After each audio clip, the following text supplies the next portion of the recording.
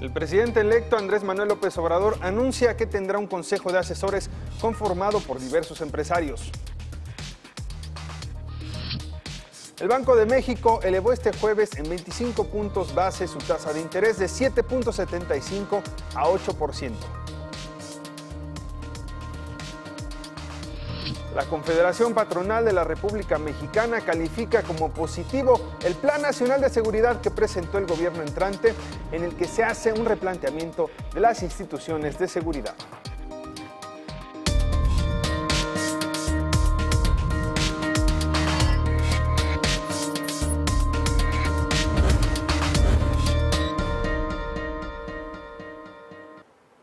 Hola, ¿qué tal? Soy Atzayael Torres y le doy la más cordial bienvenida a Mesa Central, un espacio de análisis de los temas nacionales, internacionales y financieros más relevantes del día. Comenzamos con la información. El presidente electo Andrés Manuel López Obrador anunció que tendrá un consejo de asesores conformado por diversos empresarios. A través de un video difundido en sus redes sociales indicó que se reunirá con ellos cada 2 o 3 meses. Así lo dijo. Y ayer me reuní con unos empresarios y me gustó mucho porque de ellos salió que quieren apoyar y que quieren ser consejeros del próximo presidente de la República, y les tomé la palabra. Quieren ser miembros de un consejo asesor del presidente, me quieren ayudar, me quieren dar sus puntos de vista, me quieren dar sus visiones y ayudarnos. Entonces les tomé la palabra y van a estar estos empresarios que han decidido apoyarnos, van a estar coordinados por Alfonso Romo, que es el jefe de la oficina de presidencia propuesto. Pero miren, quienes van a formar este consejo asesor empresarial que va a ayudar al presidente de la República, es decir, a quien les está hablando. Va a ayudarme Ricardo Salinas Pliego, va a estar también en este consejo asesor Bernardo Gómez, va a estar Olegario Vázquez Aldir, va a estar Carlos Jan González, va a estar Daniel Chávez, Miguel Rincón, Sergio Gutiérrez, que es de Nuevo León, un empresario que conozco, acerero, una gente extraordinaria, un buen empresario. Y va a estar también Miguel Alemán Hijo. Pero ¿quiénes son algunos de estos asesores que informó hoy el presidente electo? Se trata de Bernardo Gómez, vicepresidente de Grupo Televisa. Hablamos de Ricardo Salinas Pliego, presidente de Grupo Salinas. También están Olegario Vázquez Aldir, director general de Grupo Ángeles. Carlos Hank González, presidente de Grupo Banorte. Miguel Alemán Magnani, presidente del Grupo Alemán, también considerado en este grupo de asesores. En otros temas igual de importantes, el Banco de México elevó este jueves en 25 puntos base su tasa de interés de 7.75 a 8%. Con el aumento, la tasa se ubica a un paso del máximo histórico de 8.25% desde que tiene la política de referenciarla a partir de enero de 2008. En su cuenta de Twitter, el Banco Central agregó que además de seguir una política monetaria prudente y firme, es relevante impulsar medidas que propicien mayor productividad, ambiente de confianza y certidumbre para la inversión.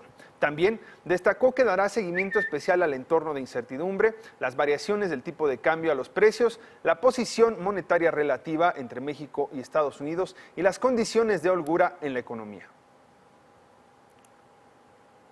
¿Pero qué significa que el Banco Central haya subido de nueva cuenta sus tasas de interés? El movimiento en las tasas de interés es una herramienta del Banco Central para mantener la estabilidad del poder adquisitivo de la moneda que impacta en la inflación. Una tasa de interés más alta desincentiva la inversión y el consumo. Con ello, se limita la cantidad de dinero disponible en la economía y se previene una alta inflación. El alza también El alza en la tasa también se refleja en un incremento en los costos del crédito, como los hipotecarios y los automotrices. En los intereses que cobran las tarjetas de crédito, el mayor impacto se da en compras a tasa variable. Cuando se hacen a meses sin intereses y se cumple con los pagos, no se refleja el alza del Banco Central. En entrevista con Víctor Piz, Alfonso Cervera, economista en jefe para América Latina de Credit Suisse, consideró que el Banco de México fue muy claro al comunicar el alza en su tasa de interés. A mí me gustó mucho el comunicado, creo que es un comunicado muy directo, muy transparente, donde el Banco de México dice las cosas como son y explica muy puntualmente por qué el peso se ha presionado desde la última reunión. Habla del aeropuerto, habla de algunas iniciativas legislativas, habla de la incertidumbre sobre las políticas de la nueva administración. En fin, el Banco de México aborda las cosas como son en un país donde a veces los contrapesos se debilitan. Qué bueno que tenemos este Banco de México y qué bueno que diga las cosas como son. Alfonso Cervera dijo que el Banco de México podría fijar nuevas condiciones ante factores de riesgo para la inflación. Así lo dijo. Pero es muy explícito el Banco de México al decirnos: nos mantendremos alertas, seremos prudentes, seremos firmes, y claramente no se pueden descartar alzas adicionales en la tasa de fondeo, y todo dependerá de cómo pinta el balance de riesgos para la inflación. Y uno de los principales factores que pueden afectar el balance de riesgos para la inflación es el tipo de cambio. Entonces, claramente el Banco de México deja la puerta abierta para alzas adicionales de ser necesarias. Hay todavía una reunión en diciembre de este año, y bueno, estará por verse cómo se va aclarando el panorama, o esperemos que no se nos oscurezca el panorama, pero el Banco de México está firme y está comprometido con cumplir su mandato. El Plan Nacional de Seguridad que presentó el gobierno entrante, en el que se hace un replanteamiento de las instituciones de seguridad, es positivo, consideró este jueves la Confederación Patronal de la República Mexicana, la Coparmex. A través de un comunicado, Gustavo de Hoyos, presidente del organismo, señaló que el nuevo plan recoge propuestas que el organismo empresarial había hecho, como conformar la Secretaría de Seguridad Pública separada de la Secretaría de Gobernación. En el tema de las comisiones bancarias, el presidente de la Comisión Nacional para la Protección y Defensa de los Usuarios de Servicios Financieros, la CONDUCEF, Mario Di Costanzo, propuso crear un comité de autoridades financieras que regulen los montos de las comisiones que cobra la banca comercial en el país. Por su parte, el director general de Nacional Financiera, Jacques Rogozinski, consideró que sí existe un margen para que la banca comercial reduzca el cobro de comisiones a usuarios. Sobre este tema, la Asociación de Bancos de México fijó un nuevo posicionamiento. En un comunicado señaló que las declaraciones de legisladores e incluso de autoridades del sistema financiero parten de datos equivocados y aseveraciones falsas que solo confunden a los clientes de los bancos. La ABM indicó que aporta a las autoridades financieras, al Poder Legislativo y a los medios de comunicación información con datos comprobables, dijo, como elementos para la discusión pública. Además, la banca rechazó el uso de términos como usura, agio y abuso que se han mencionado recientemente. El peso mexicano fue apoyado este jueves por el aumento en la tasa de referencia del Banco de México y por la debilidad del billete verde en el mercado internacional. El dólar interbancario cerró en 20.21 pesos, de acuerdo con cifras del Banco de México. En ventanilla bancaria, el billete verde se vendió en 20 pesos con 50 centavos, cifra menor a las 20.70 unidades registradas el miércoles como cierre por Citibanamex. Como parte de su estrategia de aumentar sus inversiones y presencia en esa región, la petrolera colombiana Ecopetrol informó este jueves que se adjudicó 4 nuevos bloques para explorar hidrocarburos en aguas de la costa estadounidense del Golfo de México. Los nuevos 4 bloques exploratorios se suman a los 61 que Ecopetrol tiene actualmente en el Golfo de México, de los cuales 46 están en fase exploratoria y 15 más en desarrollo y producción. Cruz Pérez Cuéllar, senador de Morena, denunció ante la Comisión Federal de Competencia Económica a Pemex Transformación Industrial por la supuesta realización de prácticas monopólicas en el mercado de gas LP. En su denuncia, el legislador asegura que Pemex celebró convenios con empresas distribuidoras de gas LP en Tepeji del Río, Hidalgo, mediante los cuales les ha otorgado descuentos injustificados y ventajas exclusivas en la compra del combustible. La denuncia no detalla cuáles podrían ser las compañías con las que supuestamente Pemex Transformación Industrial realizó convenios, pero Global Gas, Sony Gas y Regio Gas, acusó el senador, son esas empresas que supuestamente fueron beneficiadas. La Asociación Mexicana de Empresas de Hidrocarburos, la AMEXHI, lamentó la salida del titular de la Comisión Nacional de Hidrocarburos, Juan Carlos Cepeda, quien anunciara su renuncia anticipada, su renuncia anticipada del órgano regulador. En un comunicado, la asociación, presidida por Alberto de la Fuente, reconoció que durante su gestión la CNH emergió como uno de los principales articuladores del trabajo científico y tecnológico en el país, al tiempo que emprendió medidas para que México cuente con un modelo energético capaz de revertir la caída en la producción, dijeron las petroleras. En tanto, la Comisión Reguladora de Energía defendió la autonomía que deben tener los órganos reguladores como la Comisión Nacional de Hidrocarburos y este organismo. El comisionado de la CRE, Luis Guillermo Pineda Bernal, demandó mantener la autonomía de este órgano regulador. Vamos a verlo. Para hacer ver a las nuevas autoridades entrantes que nosotros necesitamos ser un árbitro imparcial y que se requiere esa autonomía técnica y de gestión y de operación, es para bien, en este caso, de México. No es un ámbito personal. Tienen mayoría para hacer lo que quieran hacer, pero siempre yo pienso que al menos el órgano regulador actuará bajo el mandato que nos ha otorgado, en este caso, el Senado. Durante el Encuentro Internacional de Energía, el presidente de la Asociación de Regulados del Sector Energético, Marcial Díaz Ibarra, lamentó que actualmente las regulaciones sean excesivas y costosas. Díaz Ibarra afirmó que aunque hay un libre mercado, este se ve afectado por el cumplimiento de estas regulaciones. Por ello, urgió a las próximas autoridades a que las regulaciones sean más ágiles. Tenemos que ver cuál va a ser la política energética de la nueva administración. Hoy no la entendemos, no sabemos cuál vaya a ser a partir del 1 de diciembre y entonces veremos cómo se van trazando las líneas y cómo van a seguir operando los reguladores. En otra información, de acuerdo con personas cercanas al tema, funcionarios chinos empezaron a hacer una serie de concesiones comerciales a la administración del presidente de Estados Unidos, Donald Trump, por primera vez desde el verano, mientras continúan tratando de resolver la guerra arancelaria entre ambas naciones. Sin embargo, de acuerdo con las fuentes, hasta ahora los compromisos no alcanzan a cumplir con las grandes reformas estructurales que el presidente Trump ha exigido. En más de comercio internacional, la Unión Nacional de Trabajadores de Estados Unidos indicó que con el tratado entre México, Estados Unidos y Canadá, los sindicatos estadounidenses vigilarán la firma de contratos colectivos de trabajo entre empresas y gremios mexicanos, por lo que si perciben prácticas antisindicales podrían alegar incumplimiento del marco legal laboral.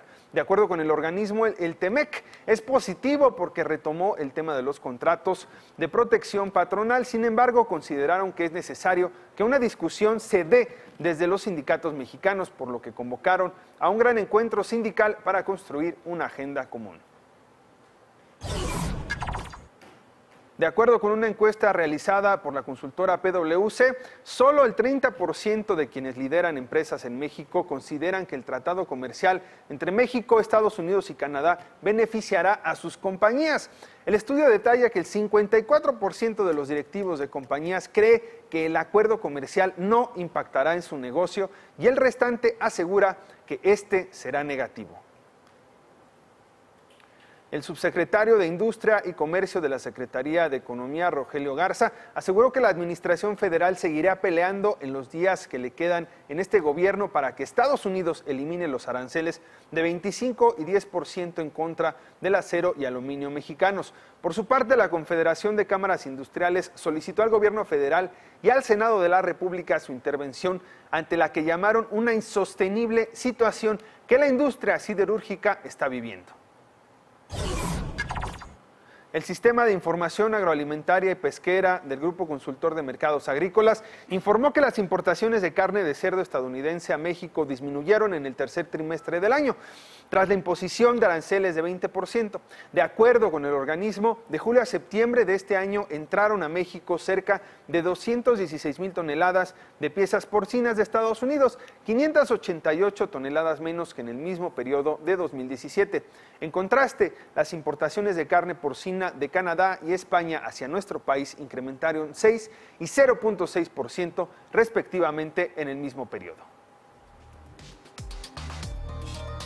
Hacemos una pausa y regresamos al análisis de la mesa central.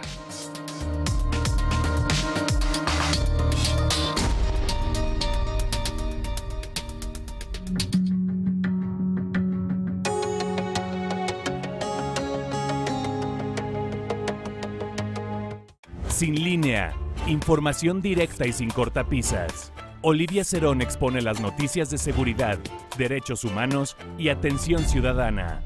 Sin línea, con Olivia Cerón. Lunes a viernes, 8 de la noche. Porque reconoces lo importante, el financiero Bloomberg. San Francisco, a lot of tech action. A una tasa anualizada del 2.1%. In the S&P,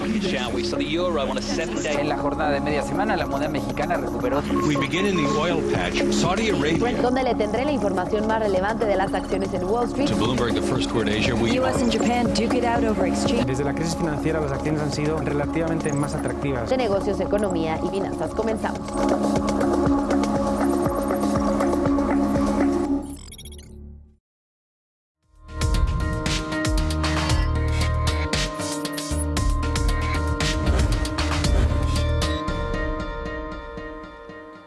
Y bueno, finalmente mañana inicia la 8ª edición de El Buen Fin, que concluirá el 19 de noviembre.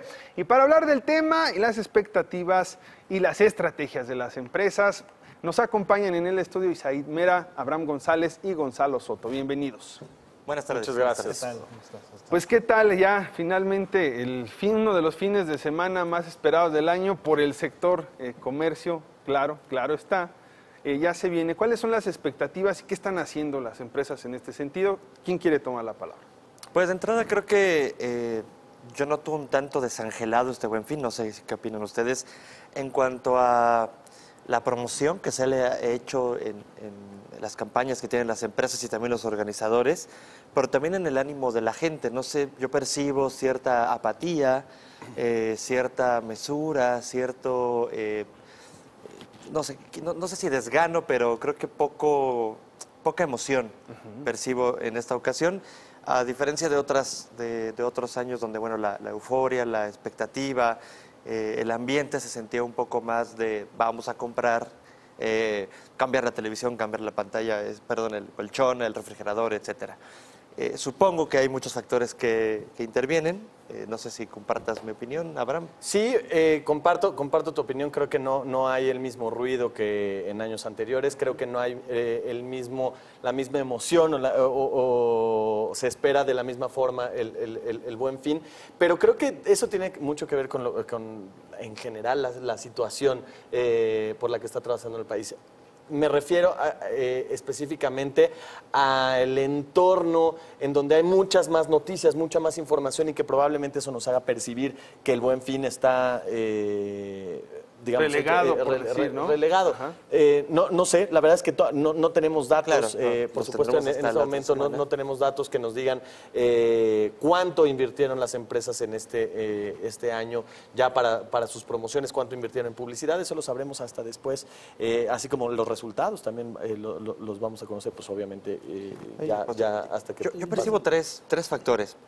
El primero y el segundo me parece que son dos temas que están en el imaginario colectivo y que son sinónimo de que la economía está mal, que es el tipo de cambio y la Bolsa Mexicana de Valores. Esos dos factores creo que cuando la gente escucha, en general se escucha, la bolsa está cayendo, en peores niveles en no sé cuánto tiempo, el peso cae, sigue cayendo, eso genera, me parece, una imagen de que la economía no va bien, ¿no? Sabemos que en realidad son indicadores que no precisamente hablarán de cómo va el crecimiento o cómo se está moviendo la economía, pero me parece que por experiencias del pasado, de que cuando había una crisis se desplomaba la bolsa y se desplomaba el peso, en el imaginario colectivo esos dos datos generan una idea de que la economía no va bien. Dos, y tercero, pues el tema nuevo gobierno, ¿no? Creo que también, por supuesto que hay un sector que se ha encargado de meter el ruido, meter la idea de que puede haber crisis, de que el próximo gobierno está tomando muy malas decisiones, de que la economía está en riesgo. Entonces me parece que son tres factores que yo sí veo que van a pesar en este fin de semana. Coincido con esos factores, pero no creo que sea un sector, creo que son varios sectores los que están promoviendo o haciendo eco de esa idea. Y bueno, pues es natural con tantos cambios, ¿no? Pero también no es descabellado que la gente sienta eso cuando en realidad sí está cayendo la bolsa y cuando en realidad el tipo de cambio sí va mal. O sea, tampoco es como que la gente se lo esté nada más imaginando. Creo que también hay un asunto de percepción en el tema de que en años anteriores el Buen Fin parecía haber tenido mucho más punch por parte también del lado de la oferta, por parte del lado de quien los... Sí, de los organizadores. Exactamente. Claro. Teníamos una mayor claridad de cuáles eran las principales ofertas, había creo que un mayor despliegue publicitario.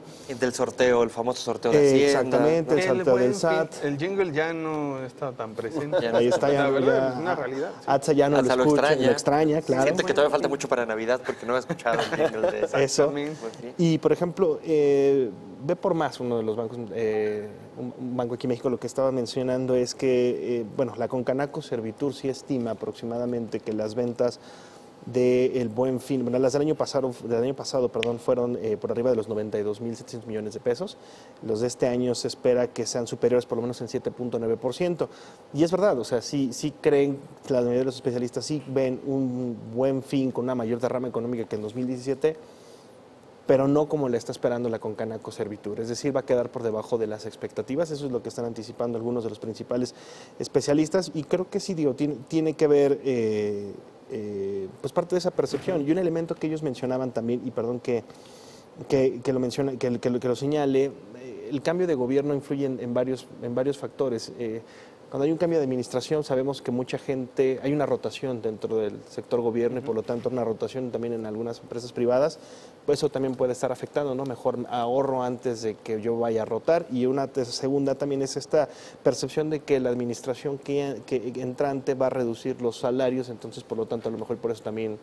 Pues, y eso es bien importante porque cada año en el sector gobierno, me han contado, Adelantan una buena parte del aguinaldo, que no es cualquier Cuéntanos cosa, mejor, son 40 días. ¿Qué se siente recibir el aguinaldo de noviembre? Cuéntanos, tú que lo viviste. Yo lo viví, sí, y te adelantan una parte. Entonces, eso, así que como quiera, te ayuda a que en el Buen Fin sí despliegues un gasto interesante. A mí me molesta que lo digas porque yo nunca recibí regalo de ATSA en noviembre. pero bueno, que el ánimo social de julio... Si el Buen Fin hubiera sido en algún día de julio, creo que hubiéramos esperado que se rompieran todos los récords de ventas. Y podemos Pero el ánimo social ahora me parece que es más de precaución, más de mesura, más de... ¿no? Entonces, ahí en la terminal de Bloomberg justo tenemos la confianza del consumidor.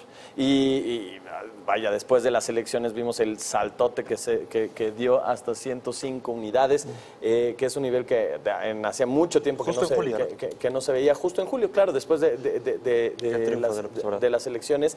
Y después hubo una contracción. Algo, o sea, me da la impresión de que el dato de octubre será más bajo, habrá que verlo, habrá que esperarlo y ya haremos un análisis. Pero bueno, también hay muchas corredurías, expertos, por supuesto, también haciendo algunos consejos de qué es lo que debes hacer el Buen Fin. Y bueno, también Principal, que es una compañía importante del sector financiero, hace una lista, ¿no?, de cómo sobrevivir el Buen Fin. El primer consejo que te da es, haz una lista de lo que quieras comprar. No vayas a ver qué compras. Exactamente, ¿no? Tendrás, o sea, mantén claros tus objetivos y eso pues, te ayudará a hacer compras más inteligentes. Eso es el primero. El segundo, lleva solo el dinero que puedas gastar. Claro, no lleves todos tus ahorros, que eso es otro consejo, ¿no? No uses tus ahorros, o sea, lleva lo que tienes destinado ya para comprar un cierto producto que estás buscando y también lo que te sugiere es que monitorees previamente los precios para saber si efectivamente estás comprando o no una oferta, ¿no? Otra importante, creo que muchos lo entenderán, no te sientas obligado a comprar, o sea, no porque haya ofertas quiere decir que tienes que ir a comprar, ¿no? Y que eso es algo que las marcas pues aprovechan muy bien, aprovecha esta oferta y, oye, pues quiero una tele, pues ya tenemos dos, bueno, pues, no sé por qué, no sé por qué, sí, yo necesito una más grande, pero yo no sé por qué siento, Abraham, que nos estás diciendo no vayas al Bueno, pero yo me detendré tantito en el punto 2 que dijiste del dinero.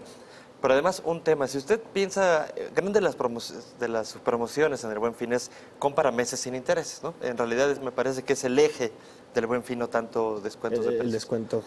Si usted va a comprar meses sin intereses está bien, pero si no, tenga mucho cuidado porque justo hoy el Banco de México acaba de subir la tasa. Claro, justamente es referencial a las tarjetas bancarias, a los intereses que cobran las tarjetas bancarias.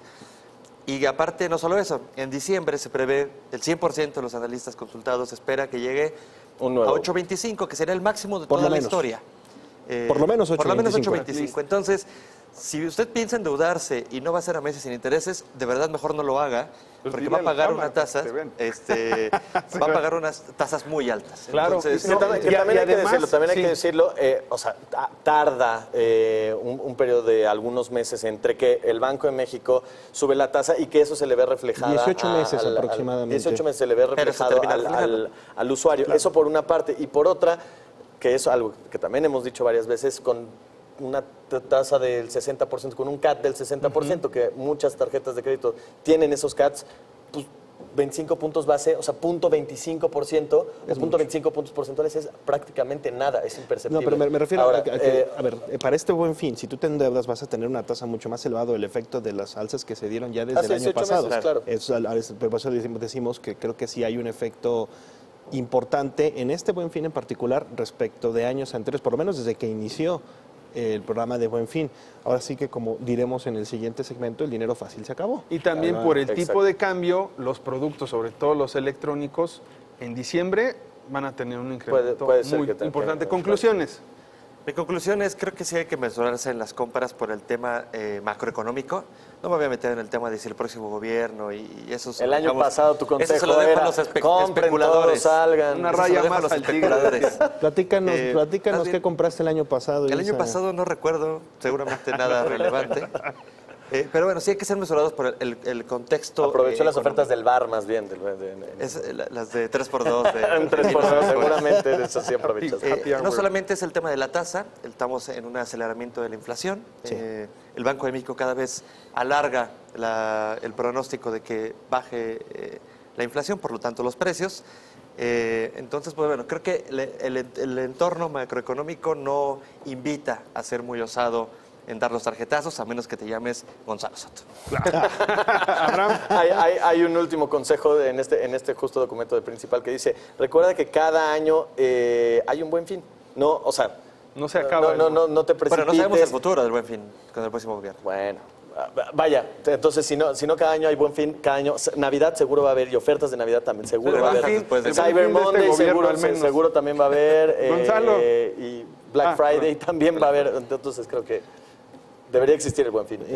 Hay que ser consumidores exigentes en todos los sentidos. Esto significa que hay que ser bastante prudentes, hay que ser bastante inteligentes al momento de comprar, porque, pues, como aquí lo decimos, se acabó el dinero fácil también para la gente. Entonces, y que va a ser el próximo tema que vamos a discutir aquí en la mesa central, pero mientras tanto vamos a un corte y continuamos con el mejor análisis aquí en la mesa central.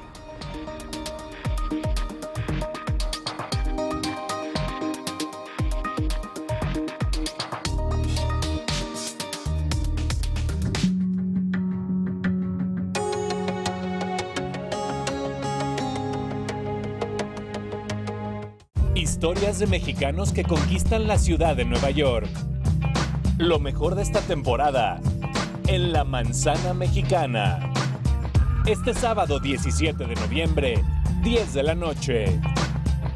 Porque reconoces lo importante, el financiero Bloomberg.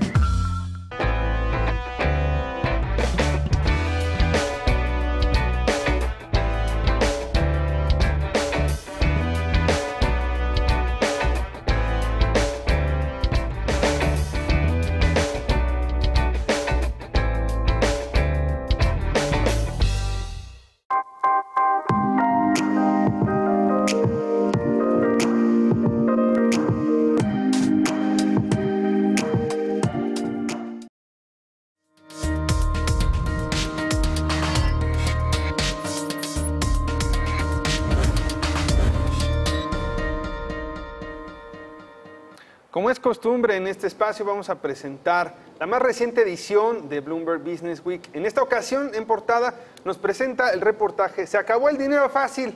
Las empresas mexicanas deben prepararse para pagar o refinanciar las deudas que adquirieron con tasas bajas". Y para comentar este tema se incorpora a la mesa Baude Barrientos.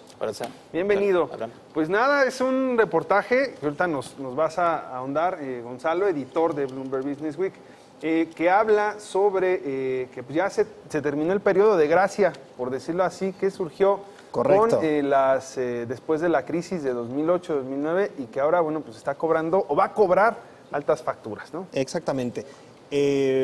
Todo esto empezó a raíz de un par de notas que se publicaron, llegamos a ver en el Financiero acerca de cómo se acercaba el periodo de vencimientos de mucha de esta deuda que las empresas tomaron a partir de la crisis de 2008-2009. Justamente hablábamos de las tasas de interés al final del segmento pasado sobre Banco de México, y recordemos que tras la crisis financiera, tras la gran recesión en 2008-2009, la gran mayoría de los bancos centrales del mundo llevaron las tasas de interés a mínimos históricos. Ahí tenemos en estas páginas interiores en el reportaje, fueron las tasas a mínimos históricos, lo cual tenía como intención que las empresas adquirieran créditos baratos, que gastaran, que impulsaran el crecimiento, y así lo hicieron durante mucho tiempo. Sin embargo, pues ya estamos a 10 años de la crisis financiera de 2008-2009, y llegó el momento de que esos bonos, esa deuda que se colocó en esos periodos, pues ya venció, o empieza a vencer a partir del próximo año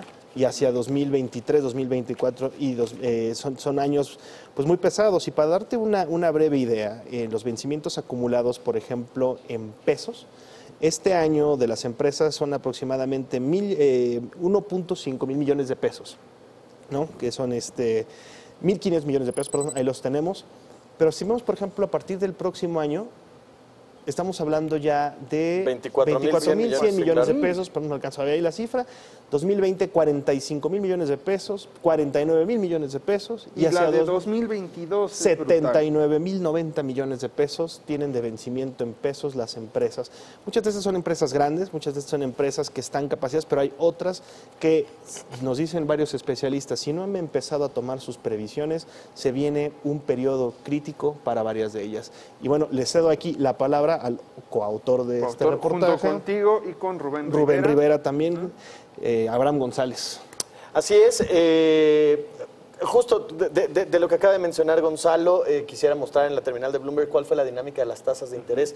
Y ahí estamos viendo que en el pico, en el primer pico que vemos del lado izquierdo de la pantalla, pues fue precisamente en momentos de la crisis 2008 y que alcanzó niveles de 8.25%, y posteriormente bajó hasta 3%. Y entonces, ¿qué hicieron las empresas durante todo este periodo, durante todo este valle que vemos en la gráfica? Pues en todo ese momento pues vamos a levantar capital, ¿no? A emitir deuda, vamos a emitir bonos, así que bueno, todos esos bonos, la gran mayoría de esos bonos fueron a plazos de 10 años. O sea, entonces, es por eso que 2009, que hubo una gran cantidad de emisiones, pues vencerán en 2019, obviamente 2010, 2011, tienen los vencimientos en 2020 y 2021, y 2022, que es el nivel en donde se alcanza el pico, que no sé si lo mencionaste, pero bueno, son 79.000 millones de pesos. Ahora,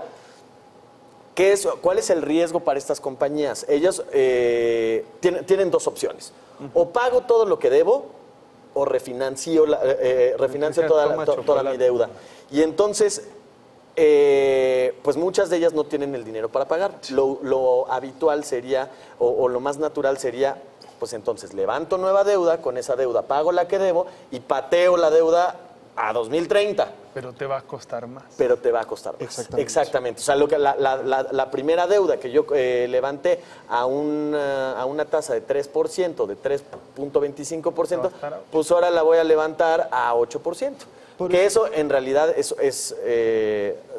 son tasas más altas porque normalmente es la tasa de referencia más una prima, no una prima de riesgo que tiene cada una de las empresas. Por eso hablamos de que la fiesta acabó. Exactamente, la fiesta se acabó y justo hacemos una analogía de, pues imagínate que vas a un restaurante a celebrar tu cumpleaños cada año y cada año pides lo mismo y comes lo mismo y pagas una pequeña cuota.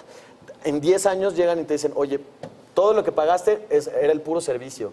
Ahora vas a tener que pagar lo que consumiste. Lo que consumiste. Pues esa es la situación que van a tener las empresas mexicanas. Alberto. Sí, tal y como lo mencionan el reportaje, entre 2009 y 2018 se levantaron aproximadamente $500 millones de pesos en deuda por parte de un centenar de empresas y también se colocó en el extranjero $35,000 millones de dólares, incluyendo las empresas productivas del Estado, Pemex y CFE, que fueron también parte de esta fiesta, ¿no? Pero recordemos un poco, en el 2013, la Reserva Federal, a mediados de 2013, para ser precisos, la Reserva Federal de Estados Unidos anuncia el fin del estímulo a la economía. Conocido como QE o expansión cuantitativa. ¿Qué quiere decir esto? Que ya iba a dejar de comprar bonos. Para esas fechas la tasa de interés estaba en un intervalo de tasa de referencia entre 0 y 0.25, tal y como lo comentó Gonzalo. Para diciembre del 2015 es cuando empieza ya a terminar este estímulo fiscal y de ahí a la fecha en Estados Unidos en 7 ocasiones han subido las tasas de interés, ahorita están en un rango de 2 a 2.25, pero en México, aquí viene lo interesante, han sido en 14 ocasiones que el Banco de México ha determinado subir las tasas de interés. En diciembre, hace 3 años, estaba en 3%, ahorita está en 8%. Precisamente hace unas 6 horas el Banco de México pues, determinó subir las tasas de interés a 1/4 de punto, a 8%, y está simplemente un escalón de alcanzar el máximo histórico, que fue 8.25, alcanzado por allá a principios del 2008. Hay una cosa muy interesante que también tratamos de hacer en este reportaje y es, tomamos como eje, como contamos la historia de lo que ha ocurrido o está ocurriendo con Cemex, una empresa que también que enfrenta vencimientos importantes a partir de 2021, 2020-2021 comienza a tener algunos vencimientos y entonces José Antonio González, el director de finanzas, de la empresa, nos concedió una entrevista para platicarnos acerca de cuáles son las medidas que han tenido que tomar. Vaya, no ha sido nada fácil. Estamos hablando de que en los 2 años que culminaron en 2017, la deuda de la empresa se redujo de 15,000 a 10,000 millones de dólares. Al menos 70% de sus pasivos los colocaron ya a tasa fija. Se vendieron activos entre 1.5 y 2,000 millones de dólares. Y el gasto financiero pasó de 1.400 millones de finales de 2014 a 680 millones previstos para el cierre de este año. Además, se redujeron costos de forma permanente por alrededor de 150 millones de dólares. Esto para poder enfrentar esta época de vencimientos que a ellos en particular les puede generar mucho ruido porque todavía no están en grado de inversión por parte de las calificadoras. Entonces, imagínate una empresa de este tamaño, lo que ha tenido que hacer, la chamba que no tienen también otras, que se han endeudado también muy fuerte, tanto en dólares como en pesos, con tasas de interés más altas y con un tipo de cambio muchísimo menos favorable. Que esto es algo muy relevante porque si una empresa como Cemex perdió el grado de inversión, ¿qué quiere decir eso? Que su calificación crediticia o su calificación como buen pagador, su reputación como buen pagador disminuyó de acuerdo con las calificadoras. Pues hay muchas empresas que enfrentarían mucha presión si es que no tienen grado de inversión. Ahora, hay algo que es muy relevante decir. Esta dinámica no es exclusiva de México. En Estados Unidos hay una situación también bastante grave en cuanto a los vencimientos y a la presión de vencimientos que vienen para los siguientes 5 años. Solo para darte una idea, en Estados Unidos, la deuda actual de Estados Unidos representa el 44% de toda la deuda corporativa del mundo. Solo la deuda que vence en 2023, solo la deuda de un año es casi la mitad de toda la deuda corporativa en el mundo. En el mundo. Es tremendo. Entonces, la presión que se viene en Estados Unidos es altísima. Más o menos un 60% de las empresas allá en Estados Unidos tienen grado especulativo, es decir, su calificación crediticia no es muy buena. ¿Y eso qué quiere decir? Que a esas empresas no solamente les va a costar más trabajo porque las tasas en general están subiendo, sino que a ellas, por no tener un grado de inversión o una calificación suficientemente alta, les van a subir todavía más las tasas de interés. Bueno, afortunadamente, la situación acá en México, una buena parte, un 90% de la deuda emitida aquí en México es entre calificación AA y AAA, desde AA menos, AA flat y AA más, AAA, digamos, las calificaciones AAA. Entonces, eso es la buena noticia para México, que en general las empresas tienen una buena capacidad de pago, una buena reputación como pagadores. Sin embargo, pues las condiciones cambian. Las tasas, insisto, son mucho más altas y el tipo de cambio pues también les puede ejercer una presión, porque como ya decía Baude hace rato, pues no solamente emitieron deudas en pesos, también emitieron una deuda en dólares que en 2018... Solo para dar una idea, en 2018 vencieron $445,000 de la deuda de estas empresas, que también es importante. Estas empresas son empresas no financieras listadas en México. Bueno, de 2018 a 2019 va a saltar de $445,000 a 445 millones de dólares. Sí, perdón, de 445 millones a 3,891. O sea, se va a multiplicar por 7 prácticamente los vencimientos que les caen. Entonces, de nuevo, tanto en pesos como en dólares, las empresas van a enfrentar este tipo de... Ahora, a modo de conclusión, quisiera preguntarles, y que lo aborda muy bien el reportaje de Bloomberg Business Week, ¿qué va a ser la diferencia entre las empresas que estén preparadas y no preparadas para enfrentar estas circunstancias? Creo que en términos generales el principal factor va a ser qué tanto te puedas desapalancar de aquí a que llegan los vencimientos, qué tanto puedas hacer una gestión financiera adecuada en la cual reduzcas tus costos de manera significativa para poder enfrentar los refinanciamientos o el pago en general del capital. Y vaya, que no te agarre con los dedos en la puerta. Mi otra conclusión sería, de verdad, vaya y consiga la revista Bloomberg Business Week. Está muy claro, de verdad. Eso yo sé que es un tema que suena un poquito complicado, pero no lo es. De verdad, no lo es. Lo tratamos de explicar de la manera más clara posible y creo que es un tema del cual vamos a estar hablando mucho en esta y en otras meses más adelante.